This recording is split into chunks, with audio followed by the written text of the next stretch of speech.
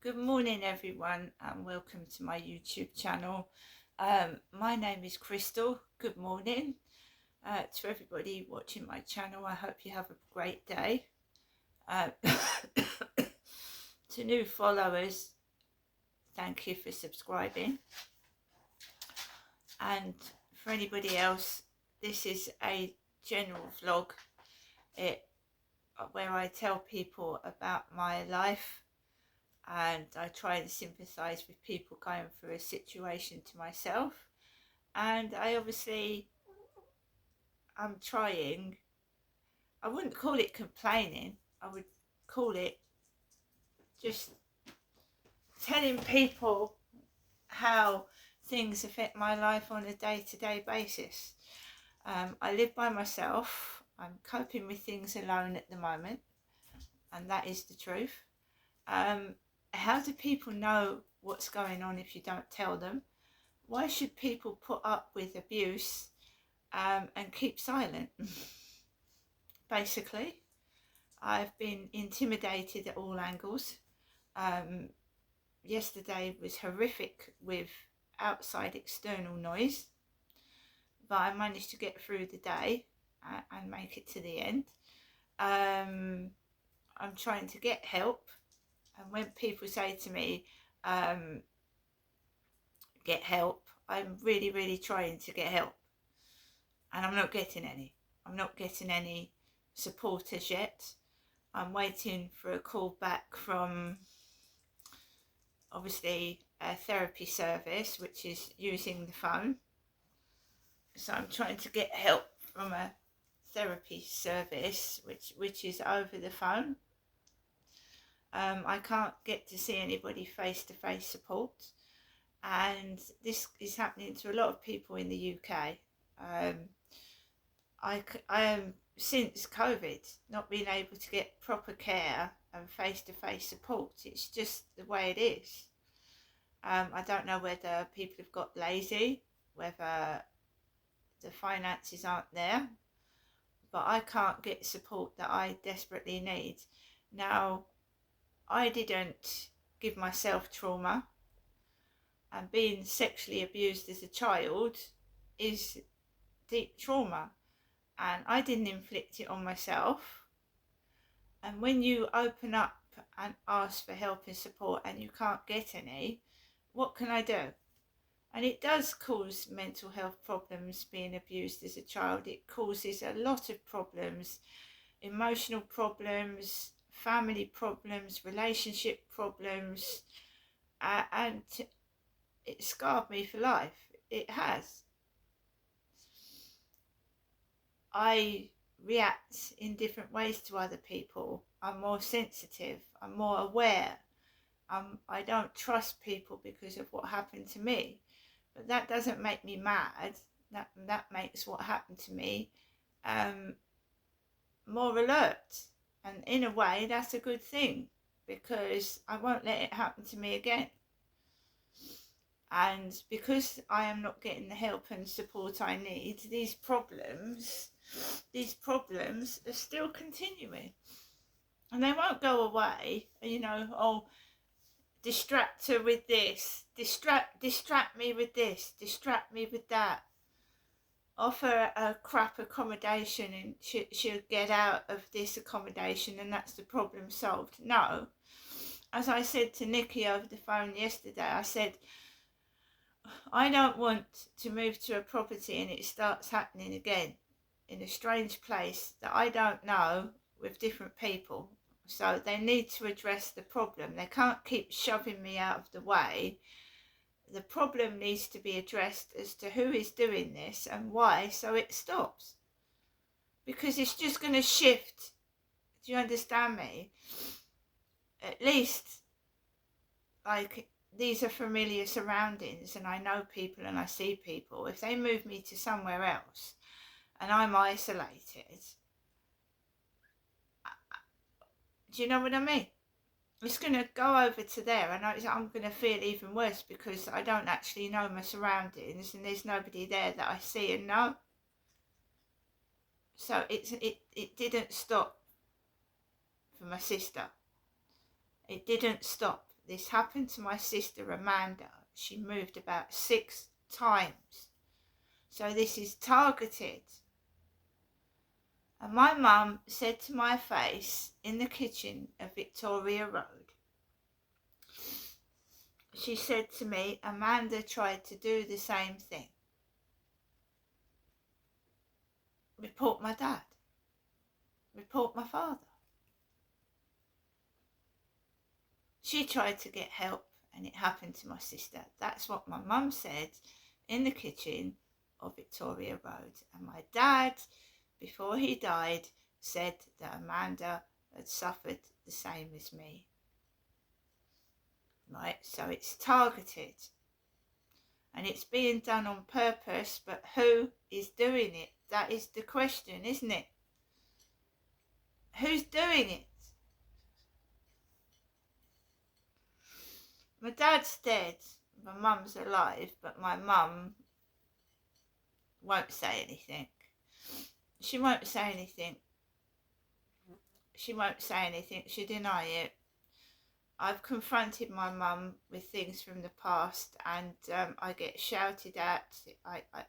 You know, just because someone is old, it doesn't mean they can't be doing what's happening. Just because someone's got older, it doesn't mean it's not them. I'm not saying she's the sole orchestrator, but there's others involved. But there's, you know, she's not talking to me like a daughter. The letters are scripted that she's sending me, and the phone calls are scripted. That, you know, you just say, hello, how you doing? Let's catch up. Let's go for a coffee. No, she doesn't talk to me like that. It's scripted. Someone's telling her what to say, right? So I know I can't trust my own mother. So if I can't trust my own mother, who can I trust? Nobody. So last night, I'm keeping a log of incidents. I'm keeping a log of incidents of what is going on, because I can't live in these conditions. I don't think anybody can. I was told to keep a log of what's going on upstairs, and that's what I'm doing. And I'm also keeping a log of what's going on outside, what I'm experiencing on a walk, just going for a walk outside. Last night was terrible.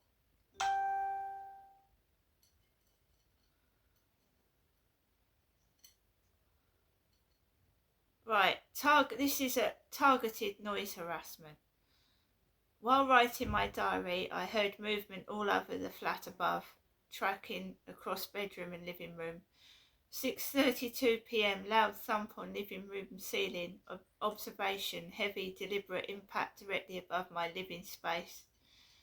7:46 p.m, children running overhead above my bedroom. Observation, heavy, deliberate, running directly above my sleeping space. Intrusive and intimidating, makes it impossible to rest.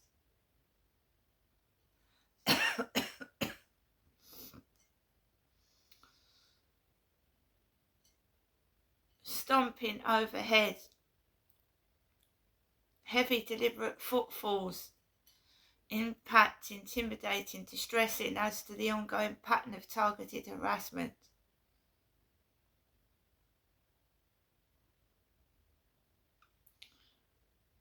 So, we're going to go back to the early hours of this morning, where I was woken up at 3 a.m, not from noise upstairs, but from noise outside.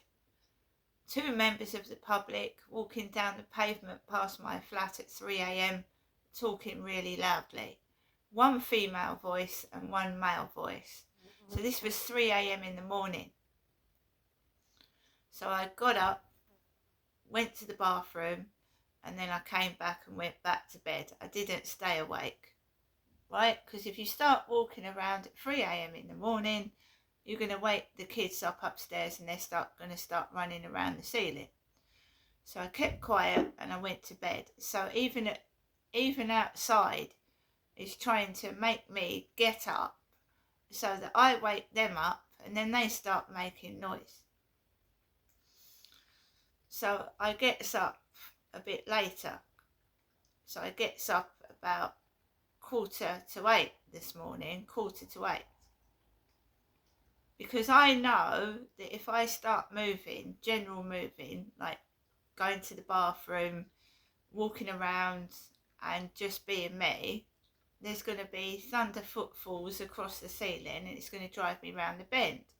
So I am now lying in bed later so I don't have to put up with those kids running around the ceiling. So it's affecting how I wake up, it's affecting how I go to bed, it's affecting everything.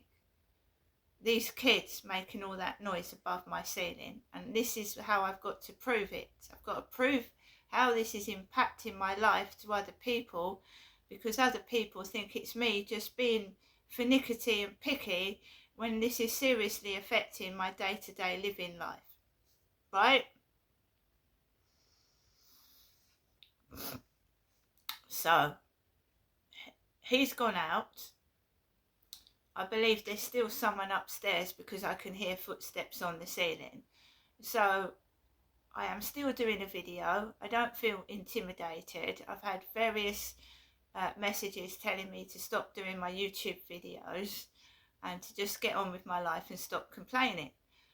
No, I will carry on until I find out who's instigating this, who's doing it, because if I move to somewhere else, it's going to follow me.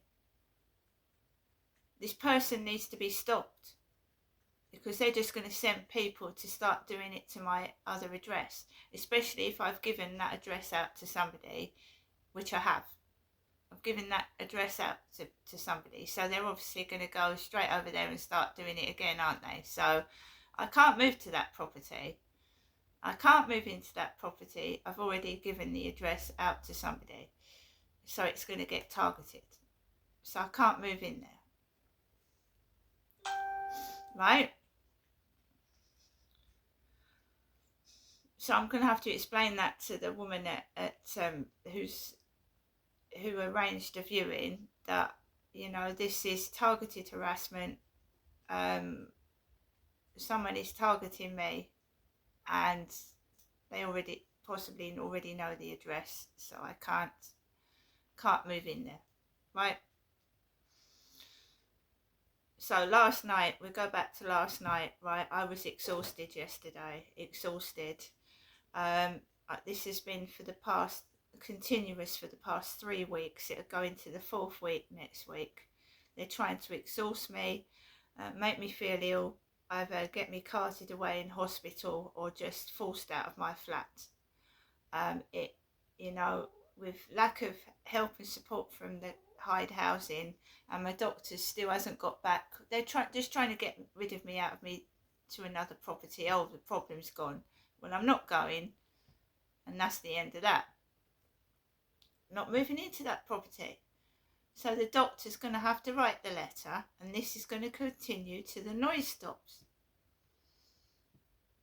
Because I will not be silenced. You have to stand strong, otherwise, you know, it will go to the other property, because I moved from a property to this property, and it followed me from that property to this property. So the police, the housing, they've got to fucking investigate and find out where it's coming from, because I'm not moving somewhere else looking forward to a fresh start again, and it continues over there, and the poor residents of the property have to suffer. So no, I want proper, secure accommodation for somebody over 55, right? I don't want kids and noise. Now I've seen in that over 55 property at the top of the road, noise nuisance in there. And it's supposed to be for older people. So what the hell is going on? What's going on?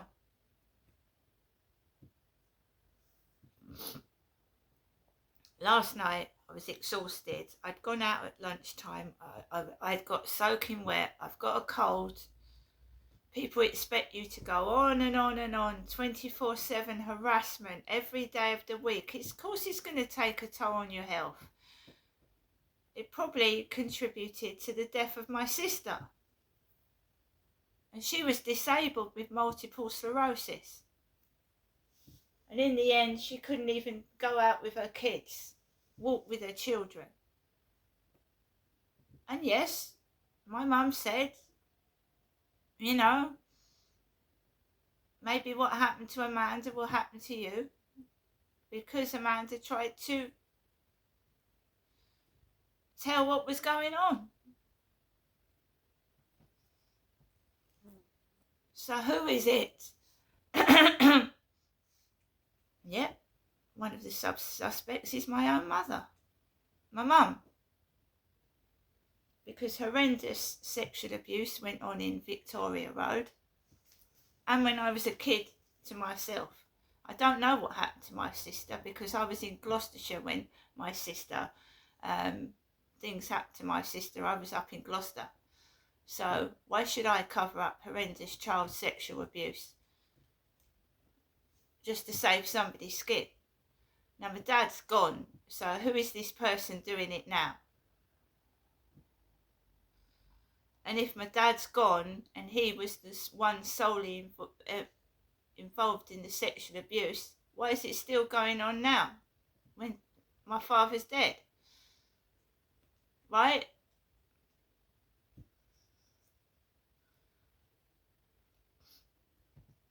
Anyone can see I'm a woman. I mean, what things are being done to me to try and smear my name, smear it, make out I'm a fella, it's bullshit.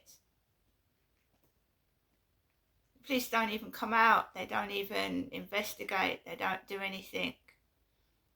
They never did, and they never will, because they're hiding something. So when I took Max out last night, I walked up to the Riverside office, and there was two lads walking onto the field, and they went and sat on a bench on the field. Then there was a man followed by two dogs, an old man. I had an old man stood outside my window a few days ago with a walking stick. I'm not an old man.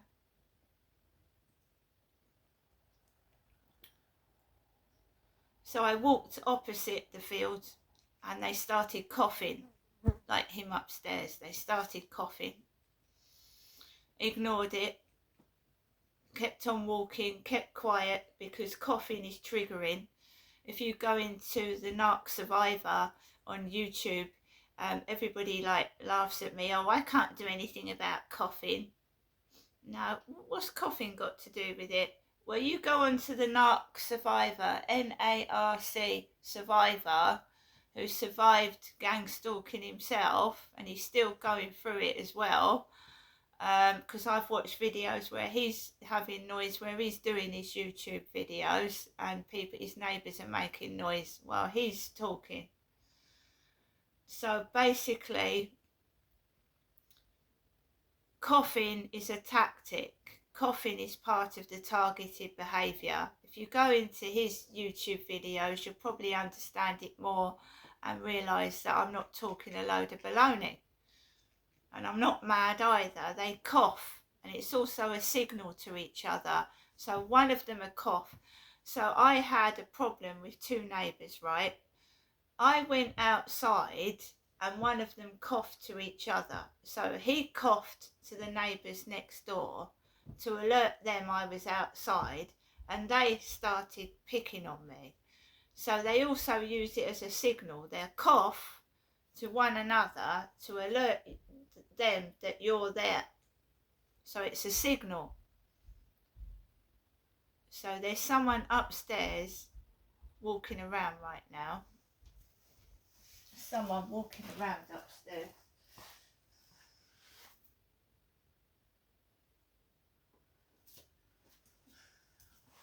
So the guy upstairs has gone out, and there's someone walking around above my head whilst I'm doing this video. I'm not going to stop doing it, right?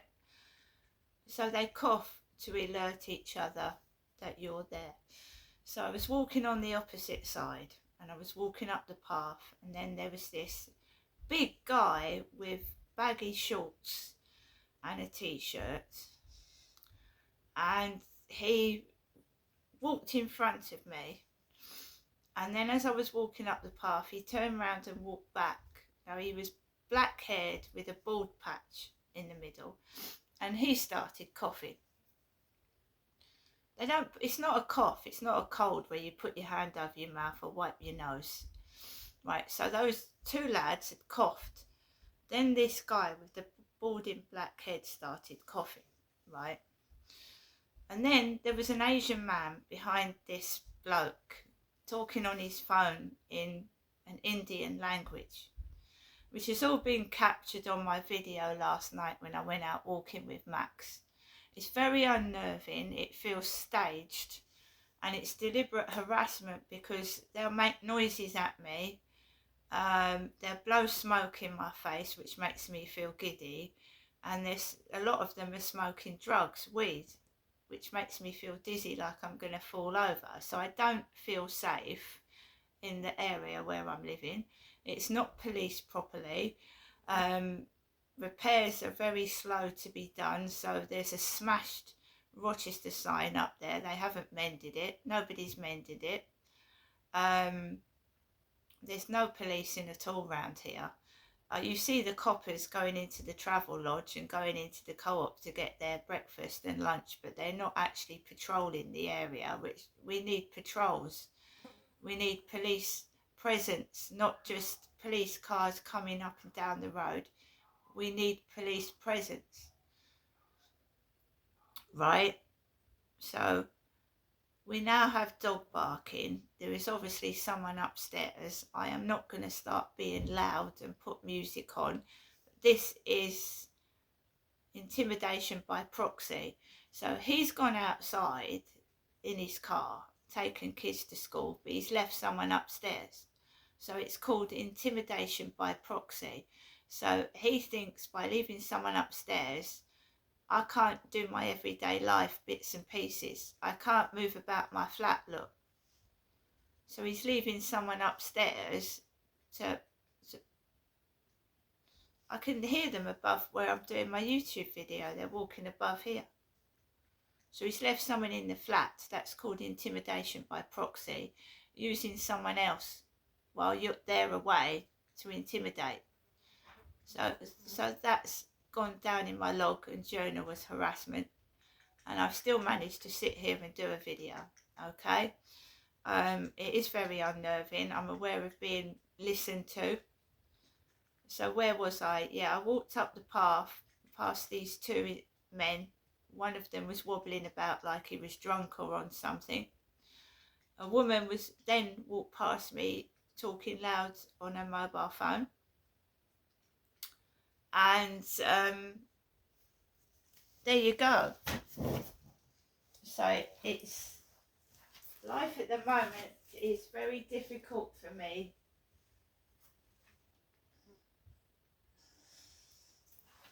It's very difficult for me.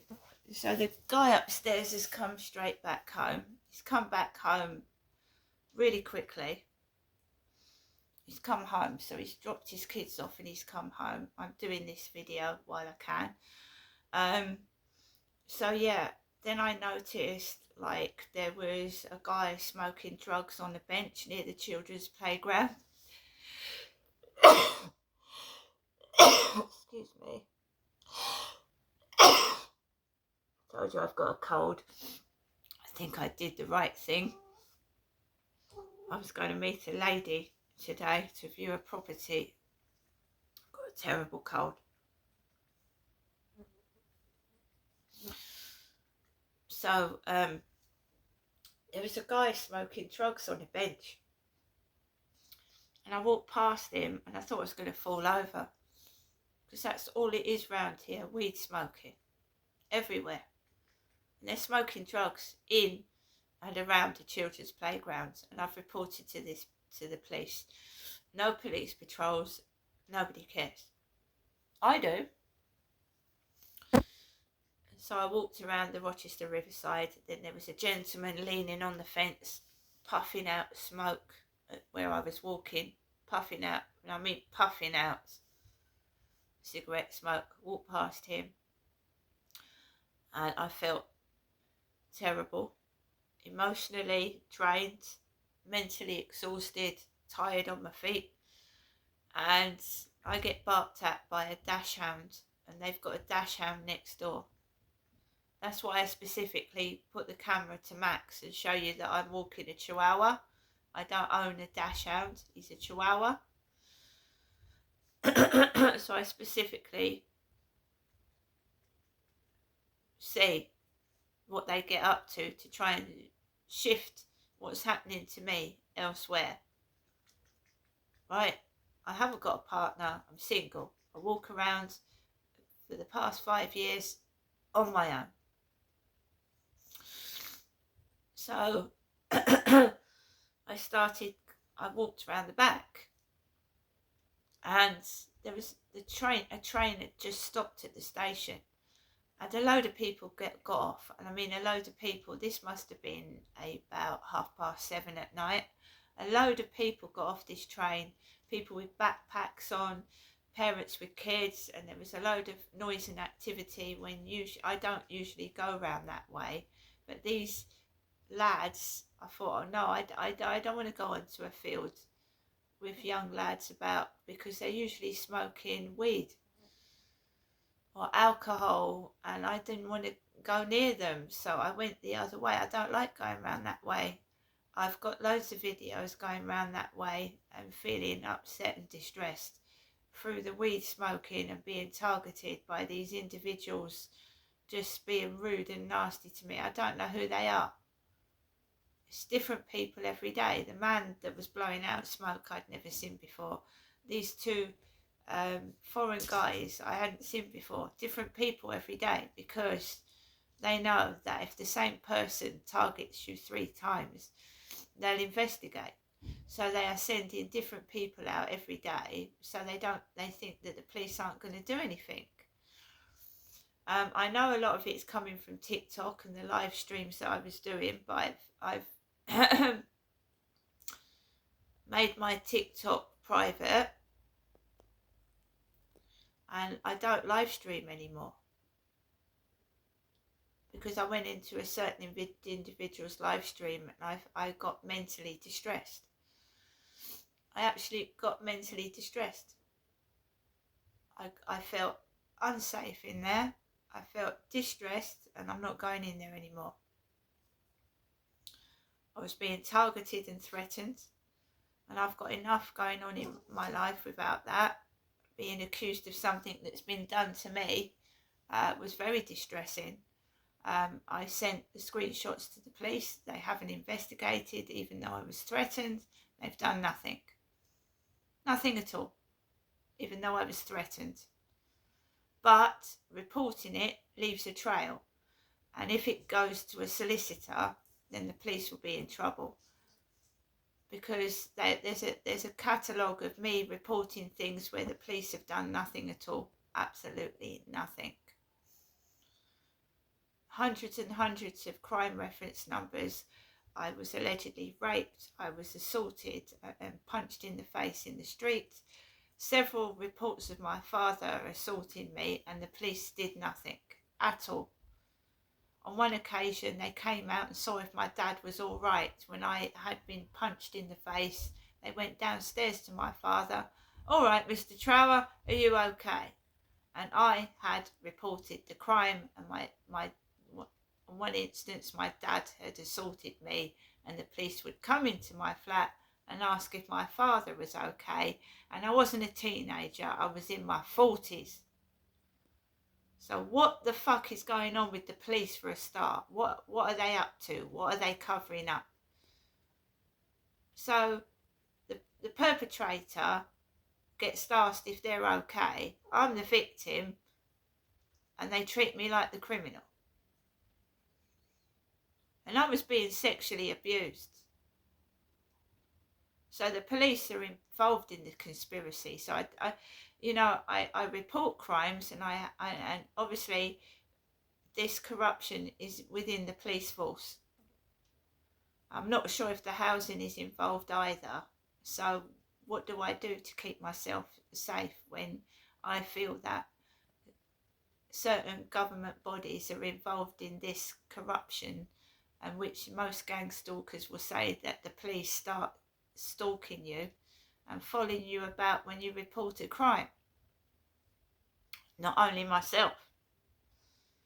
So I managed to get home safe yesterday, even though I felt giddy. And I've got to start the day knowing that they're going to shove it under the carpet, fob me off, and I've got to keep my own self safe. See you later.